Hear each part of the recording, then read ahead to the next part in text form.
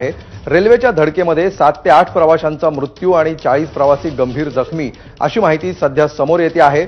या ठिकाणी बचाव कार्याला सुरुवात करण्यात आलेली आहे। मुंबईच्या दिशेने येणारी ही एक्सप्रेस या पुष्पक एक्सप्रेसमध्ये अचानक आग लागल्याची घटना घडली। अफवा उठली आणि त्यानंतर काही प्रवाशांनी रेल्वेच्या डब्यातून उड्या मारल्या।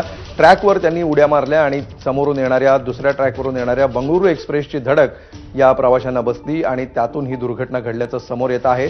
घटनास्थळाची ही काही व्हिज्युअल्स सध्या आपण एबीपी माझाच्या स्क्रीनवर पाहतो आहोत। अनेक प्रवासी या ठिकाणी जखमी झालेले आहेत। काही जणांचा यामध्ये रेल्वेखाली चिरडून मृत्यू झालेला आहे। अनेकांचं साहित्य या ठिकाणी पडल्याचं देखील रेल्वे ट्रॅकवर आपल्याला दिसतं आहे। जळगावमध्ये घडलेली ही रेल्वेची दुर्घटना, यामध्ये अनेक प्रवाशांना आपला जीव गमवावा लागलेला आहे।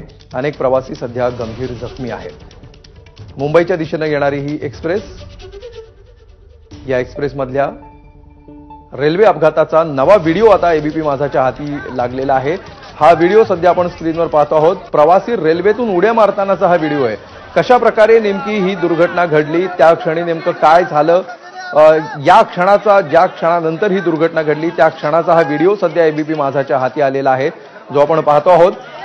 रेल्वेमध्ये आग लागल्याची अफवा उठल्यानंतर कशा प्रकारे प्रवाशांमध्ये गोंधळ उडाला आणि कशा प्रकारे या प्रवाशांनी रेल्वेतून उड्या मारल्या याचा हा व्हिडिओ सध्या समोर आलेला आहे।